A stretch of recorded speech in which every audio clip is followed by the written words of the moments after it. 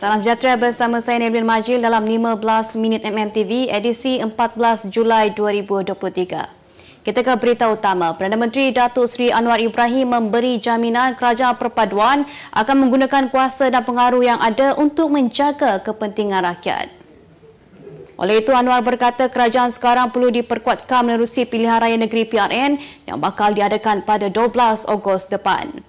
Menurut beliau, terdapat agenda yang masih belum dilaksanakan oleh kerajaan dalam usaha menjaga kebajikan rakyat. Terdahulu, utusan Malaysia melaporkan Anwar yang juga ahli Parlimen Tambun mengesahkan bahawa pembahagian kerusi antara kerajaan perpaduan dimuktamadkan di semua 6 negeri terlibat. PRN bakal diadakan di 6 buah negeri iaitu Selangor, Negeri Sembilan, Pulau Pinang, Kedah, Terengganu dan Kelantan. Ia akan melibatkan seramai 9,773,571 pemilih dalam 6 PRN tersebut seperti mengikut data terkini Daftar Pemilih Tambahan April 2023 yang dikemas kini sehingga 21 Jun lalu. Setiausaha Politik Perdana Menteri Datuk Seri Anwar Ibrahim Ahmad Farhan Fauzi tampil menjelaskan Yayasan Aman tidak menggunakan sebarang wang bagi kereta Jaguar XJ yang pernah digunakan oleh Anwar. Ujarnya kenderaan itu merupakan sumbangan daripada seorang individu yang menyokong gerakan reformasi kepada yayasan tersebut pada 2020. Malah Anwar menggunakan kereta berkenaan sewaktu beliau tidak menjawat sebarang jawatan dalam pentadbiran kerajaan. Menerusi kenyataannya di media sosial hari ini, beliau memaklumkan walaupun kenderaan itu didaftarkan di atas nama Yayasan Aman, namun Anwar menggunakan wang peribadi beliau bagi kos penyelenggaraan beserta insurans dan cukai jalan. Anwar dan juga Menteri Kewangan menubuhkan Yayasan Aman pada 1983 bagi membantu masyarakat yang kurang bernasib baik dan terpinggir di kawasan bandar serta luar bandar. Semalam, Ahmad Farhan membuat laporan polis Serap Ali Bersatu Badrul Hisham Syaharin atau lebih dikenali dengan panggilan Cikgu Bad, bekas Ketua Penerangan Bersatu Datuk Wan Saiful Wanjan dan Polis Blok Regi Jesse Ritaudin. Menteri Sumber Asli Alam Sekitar dan Perubahan Iklim Ketsa Nik Nazmi Nik Ahmad dalam sidang media di Putrajaya hari ini memberitahu pihaknya perlu membuat kajian mengenai laporan penilaian kesan alam sekitar EIA cadangan lapangan terbang baru antarabangsa Tioman sebelum mengulas lebih lanjut tentang projek itu. Jelasnya cadangan projek itu terletak di kawasan marin penting yang memerlukan pemerhatian yang cermat dan terperinci. Nik Nazmi berkata demikian ketika menjawab soalan jika beliau akan membenarkan pindahan ke atas status Taman Marin di Tioman bagi membolehkan lapangan terbang dibina. Pada 21 Jun lalu, laporan EIA untuk projek tersebut dibuka kepada awam dan orang ramai diberi tempoh sehingga 20 Julai untuk menelitinya. Laporan EIA itu menyatakan projek yang dicadangkan tersebut akan menyebabkan kerosakan alam sekitar dan kehilangan habitat terhadap ratusan spesies hidupan marin di pulau berkenaan yang sepatutnya menjadi taman laut yang dilindungi. Ia juga menyatakan penyokong projek telah diberikan kelulusan oleh Kementerian Pertanian dan Industri Makanan pada Mac 2022 untuk menjalankan EIA sebelum mendapatkan kelulusan daripada Majlis Penasihat Kebangsaan Taman Laut dan Rizab Laut untuk menukar status taman itu. Perdana Menteri Datuk Seri Anwar Ibrahim mengadakan pertemuan melalui persidangan video bersama dengan pengasas dan Ketua Pegawai Eksekutif CEO SpaceX Elon Musk. Anwar mengalu-alukan minat dan keputusan pelaburan syarikat di Malaysia dan juga kesediaan Elon Musk yang juga CEO Tesla Inc. untuk datang ke negara ini. Anwar yang juga Menteri Kewangan berkata beliau turut berbincang berkenaan penyertaan syarikat SpaceX dalam perkhidmatan satelit Starlink yang dapat menyumbang kepada capaian internet yang lebih laju dan meluas terutamanya di kawasan pedalaman. Beliau menjelaskan inisiatif ini akan meningkatkan keupayaan dan kesejahteraan rakyat, terutamanya dari aspek pendidikan, potensi teknologi pertanian serta penjanaan pendapatan. Menteri Pelaburan, Perdagangan dan Industri Datuk Seri Tengku Zafrul Tengku Abdul Aziz dan Menteri Komunikasi Digital Fahmi Fazil turut menyertai persidangan video itu yang berlangsung di Pejabat Perdana Menteri pagi tadi. Utusan Malaysia dan Cosmo melancarkan satu lagi produk terbaru. Apa yang ada dalam Iklaneka?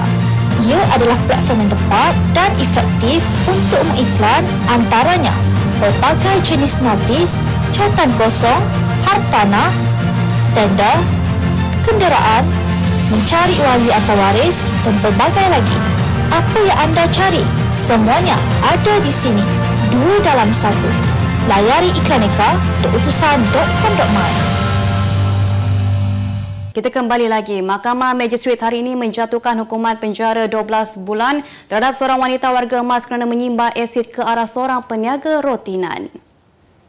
Magistrate Chai Kwan Hock memutuskan hukuman berkenaan berkuat kuasa bermula tarik tangkap pada 9 Julai lalu selepas tertuduh Saira Abdullah 62 tahun mengaku bersalah atas pertuduhan berkenaan akibat tekanan kerana provokasi mangsa.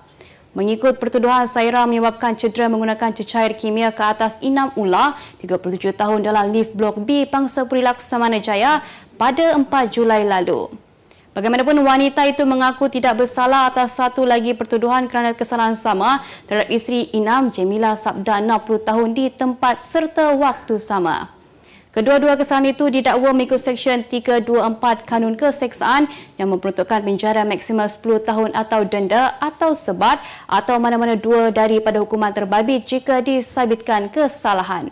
Bagi pertuduhan mencederakan Jemila, mahkamah membenarkan tertuduh dikejamin RM4,000 dan menetapkan 12 September depan bagi sebutan semula kes. Penerbit dan pengarah Ahmad Ibrahim atau Mat London mengembuskan nafas terakhir pada usia 74 tahun akibat pelbagai komplikasi penyakit di unit rawatan rapi ICU Hospital Kuala Lumpur HKL pukul 5.57 pagi tadi. Berita pemergian Presiden Persatuan Pengarah Filem Malaysia FDAM itu disahkan anaknya Salmani Akhir Ahmad menerusi laman Facebook. Jenazah Allahyarham selamat dikebumikan di Tanah Perguburan Islam Klang Gate, Taman Melawati pada pukul 3 petang tadi. Mat London yang juga pelakon dimasukkan ke HKL sejak 16 Jun lalu akibat jangkitan kuman pada paru-paru. Dalam tempoh rawatan, Allahyarham bergantung sepenuhnya dengan mesin oksigen dan berada di dalam ward pengasingan ICU selain mengalami pelbagai komplikasi penyakit lain. Beralih ke berita luar negara, seorang lelaki di India sanggup mengawinkan isterinya dengan kekasih wanita itu selepas mengetahui mereka menjalin hubungan sulit. Ramai menyifatkan kisah luar biasa itu ibarat jalan cerita filem Bollywood. Kejadian itu berlaku selepas penduduk kampung menangkap wanita berkenaan yang sering mengunjungi rumah kekasihnya semasa ketiadaan suaminya. Penduduk kampung berang dan bertindak memukul kekasih wanita itu yang juga sudah berkahwin dan mempunyai 3 orang anak serta memutuskan untuk menghalau mereka keluar dari kampung tersebut. Namun suami wanita itu tidak bersetuju dengan keputusan penduduk kampung, sebaliknya membawa keduanya ke sebuah kuil untuk mengawinkan mereka. Lelaki itu mendakwa dia tidak berupaya menghalang isterinya kembali semula mencintai kekasih lama. Seorang wanita terkejut apabila menemui rangka makhluk dikatakan menyerupai ikan duyung terdampar di tepi pantai Keppel Sands di Queensland baru-baru ini. Bobby Lee Oates memuat gambar tersebut di laman Facebook yang memaparkan rangka sejenis makhluk memiliki panjang kira-kira 182 cm. Melihat di ruang komen ada pengguna berpendapat bahawa rangka itu milik ikan duyung, malah sebilangan netizen lain pula mendakwa bahawa penemuan tersebut adalah rangka dugong. Seorang pakar dari Persatuan Zoologi di London, Rob Deville, bagaimanapun berkata ia kelihatan seperti cetacean kecil yang merupakan mamalia akuatik merangkumi ikan paus dan ikan lumba-lumba. Kemas kini pengetahuan anda tentang isu ekonomi dan pasaran. Merangkumi sektor hartanah, perniagaan, keuangan, komoditi, IKS, halal niaga dan dunia korporat. Sentiasa ikuti perkembangan ekonomi semasa di dalam dan luar negara. Semua informasi terkini hanya di hujung jari. Dapatkan edisi ringgit setiap Isnin hanya di Akhbar Utusan Malaysia.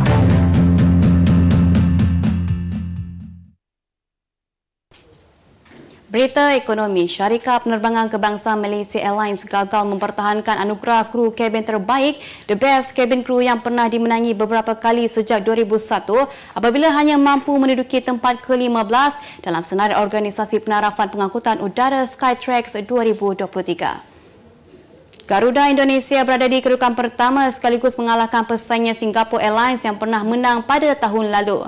Sementara itu, Presiden Kesatuan Kebangsaan Anak Kapal Kabin Penerbangan Malaysia Ismail Nasaruddin Abdul Wahab ketika dihubungi utusan Malaysia berkata selain impak pandemik COVID-19, sebelum ini dia mendakwa prestasi merosot Malaysia Airlines turut berpunca daripada pihak pengurusan tertinggi.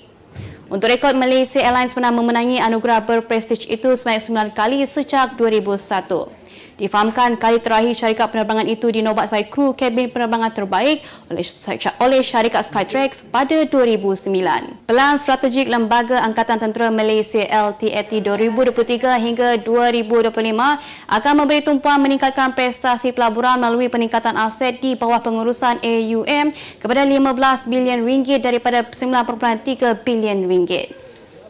Ketua Eksekutif LTAT Datuk Nazim Rahman berkata pelan dikenali sebagai MAMPA 25 yang dilancarkan oleh Menteri Pertahanan Datuk Seri Mohamad Hassan semalam merupakan pencetus perubahan utama dan penyusunan dan penyenaraian semula Bowstat Holdings Berhad BHP. Menurut Nazim, MAMPA 25 menandakan hala tuju baharu bagi LTAT seiring dengan kejayaan pelaksanaan pelan transformasi LTAT 2019 hingga 2023 ke arah mencapai visi dan misi barunya iaitu menjadi kumpulan wang simpanan yang mampan serta meningkatkan kesejahteraan sosioekonomi pencarumnya.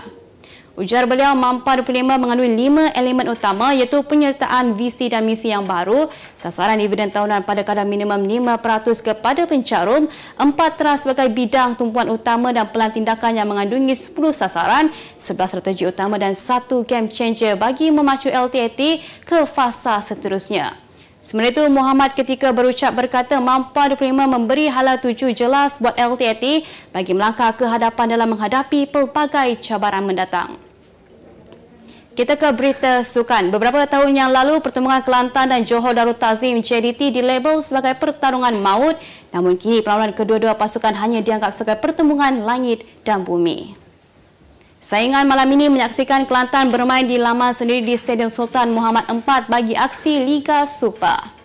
Kelantan yang bergelut dengan masalah prestasi buruk sepanjang musim kini menghuni tangga tercorot, manakala JDT pula berada di kedudukan teratas yang merekodkan kemenangan bersih sepanjang 16 perlawanan. The Red Warriors dilihat sukar untuk mencipta kejutan dan mempunyai keberangkalian besar untuk mengalami kekalahan kali ke-14 dalam Liga dengan hanya meraih 4 mata daripada 15 perlawanan setakat ini.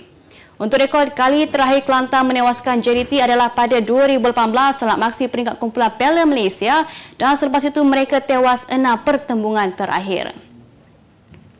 Penyerang Amerika Syarikat AS Christian Pulisic melengkapkan perpindahan dari kelab Liga Perdana Inggeris EPL Chelsea ke kelab Serie A Itali AC Milan. Pulisic berusia 24 tahun telah menandatangani perjanjian 4 tahun dengan kelab Serie A itu dengan pilihan setahun lagi. Perpindahannya ke Serie A menyaksikan dia akan menyertai bekas rakan sepasukannya di Chelsea, Ruben Loftus-Cheek yang turut menyertai Milan pada musim panas ini. Untuk rekod, Pulisic menjaringkan 26 gol dalam 145 perlawanan sepanjang menyarung jersey Chelsea selain bermain dalam perlawanan akhir Liga Juara-Juara 2021 ketika menyingkirkan Manchester City. Sebelum ini, Chelsea mengeluarkan kenyataan mengesahkan perpindahan itu dan mengucapkan selamat maju jaya serta berterima kasih kepada Christian atas segala sumbangannya sepanjang berada di kelab tersebut. Sebagai penutup 15 minit MMTV hari ini, saksikan laporan cuaca esok, Sabtu 15 Julai 2023. Jangan lupa dapatkan akhbar utusan Malaysia dan Kosmo untuk berita-berita terkini dan menyeluruh. Sekian sahaja daripada saya, Nevin Majil. Salam sejahtera dan selamat berhujung minggu.